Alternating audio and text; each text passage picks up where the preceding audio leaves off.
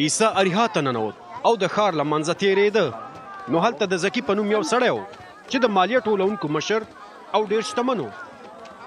هغه غوښتل وګوري چې عیسی به څنګه سړی وي، خو د هغه قد ډېر ټیټ و او د خلکو د ګڼې ګوڼې له امله یې نشو کولی هغه وویني. نو مخکې منډه کړه او د چینار ونې ته وخوت تر څو عیسی وویني، ځکه چې هغه په هغه لاره تېرېده. کله چې عیسی هغه ځای ته ورسېده نو پورته یې وکتل او زکي ته یې وویل: ای زکي، زر راښکته شه، ځکه چې زه باید نن ستا په کور کې میلمه شم. نو زکي په بیړه راښکته شو او په ډېرې خوشحالۍ سره یې د هغه هرکلی وکړ. کله چې خلکو دا ولیدل نو په ګورېدلو یې پیل وکړ او ویل یې: هغه د یو ګناهګار سړي کور ته ورغی چې میلمه یې شي. خو زکي ودرېده او عیسی ته وویل: وګوره ښاغليه، زه مې خپله نیمه شتمني غریبانو ته ورکوم، او که د چا څخه مې په ناحقه کوم څه اخیستی وي نو 4 چنده ورته بیرته ورکوم. بیا عیسی وویل: نن دې کور ته خلاصون راغلی دی، ځکه چې دا سړی هم د ابراهیم د اولادې څخه دی. ځکه چې د انسان زوی راغلی دی چې ورک شوي ولټوي او هغوی وژغوري.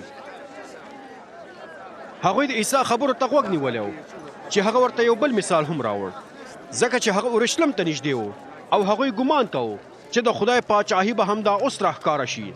عیسی وویل: د یوې لویې کورنۍ یو سړی یو لیرې هېواد ته په سفر لاړ چې د پاچاهۍ مقام ترلاسه کړي او بیرته خپل وطن ته راشي.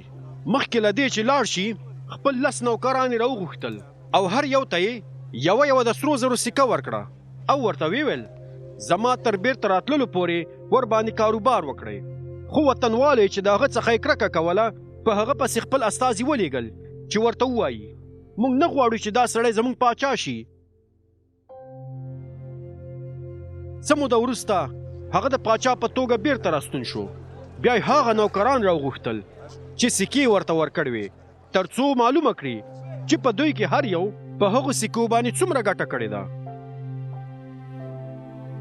لومړی راغی او ویې ویل: باداره، ستا په یوې سکې ما 10 نورې سکې ګټلې دي.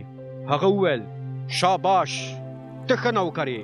څرنګه چې تا په لږ شي کې خپل ځان اعتباري ثابت کړ نو ته به په 10 ښارونو باندې حکومت کوې.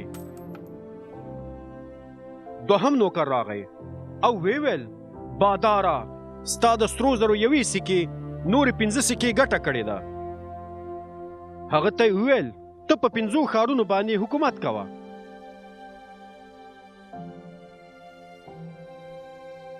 بیا بل نوکر راغی او ویې ویل: باداره، دا د ستا د سرو زرو سکه، هغه مې په دسمال کې تاو کړې وه او ساتلې مې ده. زه ستا څخه ویرېدم ځکه چې ته یو سخت سړی یې، هغه څه ترلاسه کوې چې تا نه دي ګټلي او هغه څه ریبې چې کرلې دي نه دي. بادار یې ځواب ورکړ: ای بیکاره نوکره، زه تا په خپلو خبرو ملامتوم. ته په دې پوهېدلې چې زه یو سخت سړی یم او هغه څه ترلاسه کوم چې زما نه دي او هغه څه ریبم چې کرلې مې نه دي.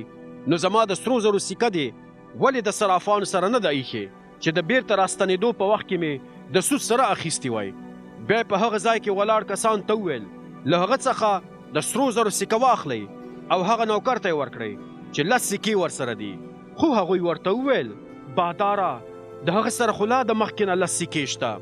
بادار یې ویل: زه تاسو ته وایم چې د چا سره چې څه وي نو هغه ته به نور هم ورکړل شي، خو د چا سره چې څه نه وي نو څه چې لري هغه به هم ترې واخیستل شي.